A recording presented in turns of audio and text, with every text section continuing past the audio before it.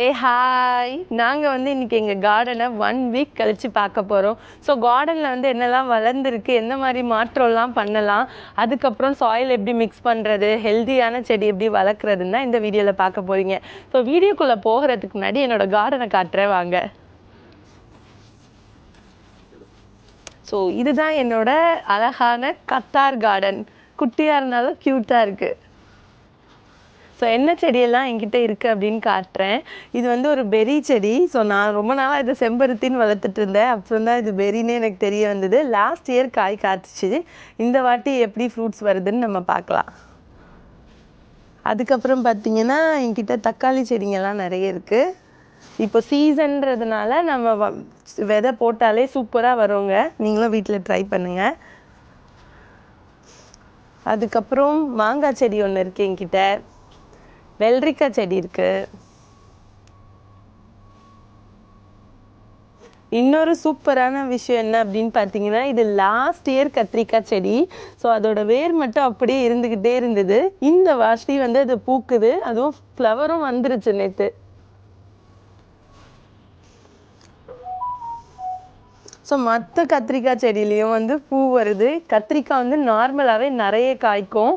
So season start ஆனோடனே பார்த்தீங்கன்னா அதோட செடியோட இலைங்களோட க்ரோத்தே ரொம்ப பெருசாக இருக்கும். அவங்க பாருங்கள். கேமராமேன் ஒழுங்காக ஃபோக்கஸ் பண்ணுங்கள். ஸோ ஒரு லீஃபும் நல்லா பெருசாக இருக்குது. நம்ம சாயிலோட பிஹெச் லெவலை கரெக்டாக வச்சுட்டு இருக்கும் போது நம்மளோட செடியோட க்ரோத்ஸ் நமக்கே டிஃப்ரென்ஸ் தெரியும்.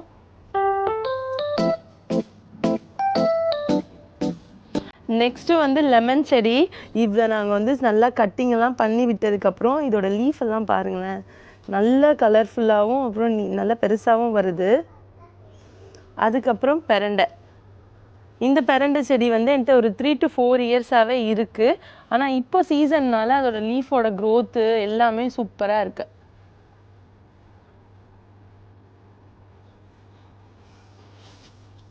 பொன்னாங்கண்ணி கீரை வச்சுருந்தேன் நான். இதில் ஏதோ ஒரு பச்சை கலர் பூச்சி இருக்குது. அது எல்லா கீரையும் அடுத்த நாளே சாப்பிட்டு போயிடுது. ஸோ இதுக்கான இதெல்லாம் இந்த ப்ராசஸ் இன்றைக்கி நாங்கள் பண்ணணும்.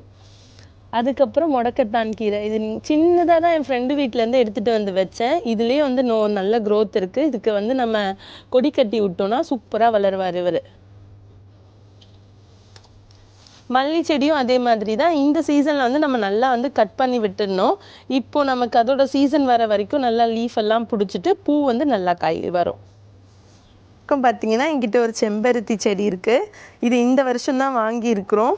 வாங்கும்போது நீட்டமாக இருந்தது. ஸோ சைடெல்லாம் நம்ம கட் பண்ணி விட்டோன்னே ஸ்டெம்மெல்லாம் பார்த்தீங்கன்னா பார்ட்டிஷியன் ஆகிட்டு இப்போ நல்லா வருது.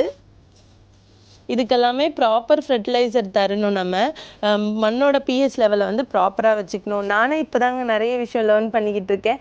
நான் ஒரு 4 இயர்ஸ் 5 இயர்ஸாக பண்ண கார்டனிங்க்கும் இந்த வருஷம் நான் ஒரு புது விஷயம் கற்றுக்கிட்டு பண்ணும்போதும் நல்ல டிஃப்ரென்ஸ் இருக்குது. கார்டனிங் பண்ணுற எல்லாருமே சூப்பரான லேர்னர்ஸ்னே சொல்லலாம். அடுத்தது பார்த்திங்கன்னா எங்கள் எல்லாருக்குமே ஃபேவரட்டான வாழை மரம்.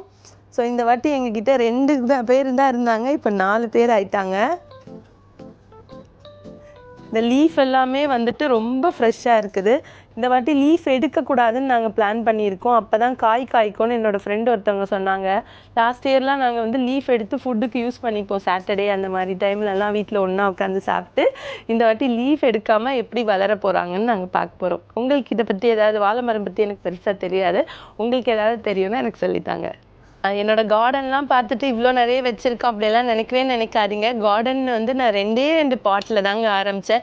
அதுவும் பார்த்தீங்கன்னா வீட்டில் வாங்கிட்டு வர புதினாவெல்லாம் நட்டு வச்சு அந்த மாதிரி வந்தது தான். ஸோ அதெல்லாம் வளர்கிறப்போ பார்த்துட்டு நமக்கு ஒரு ஆசை வரும்ல, அந்த ஆசையோட தூண்டுதல்னால தான் நான் இந்த செடியெல்லாம் வச்சுருக்கேன். ஸோ நீங்களும் ஆரம்பிக்கிறீங்கன்னா முதல்ல 2-3 செடி வச்சு லேர்ன் பண்ணிக்கிட்டு அதுக்கப்புறம் பண்ணும்போது உங்களுக்கு என்றைக்காவது நீங்கள் ஸ்ட்ரெஸ்ஸாவோ லோன்லியாவோ ஃபீல் பண்ணும்போது இவங்களெல்லாம் பார்த்தீங்கன்னா இவங்களாம் உங்கள் ரிலேட்டிவ்ஸ் மாதிரியே இருப்பாங்க. ஸோ கண்டிப்பாக இதை ட்ரை பண்ணி பாருங்கள். எங்கள் கார்டன்லேயே ஒரு ஸ்பெஷலான ஒரு பர்சனை காட்ட போகிறேன். அது யாருன்னு நீங்கள் கண்டுபிடிங்க.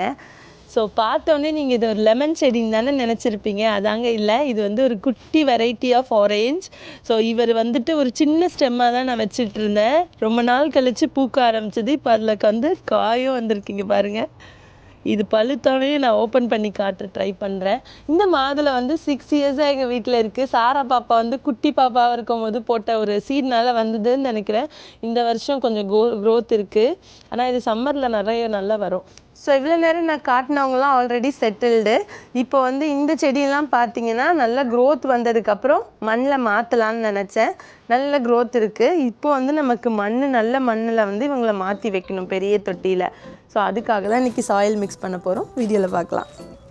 ஸோ உங்களுக்கு என்னோடய கார்டன் பிடிச்சிருக்குன்னு நினைக்கிறேன். ஸோ கார்டன் பற்றி ஏதாவது டவுட்ஸ் இருந்தாலும் நீங்கள் நான் மண் வாங்குகிற இடம்லாம் தெரிஞ்சுக்கணுன்னா மறக்காமல் எனக்கு கமெண்ட் பண்ணுங்கள். நம்ம எல்லாருமே சேர்ந்து செடி வளர்க்கலாம்.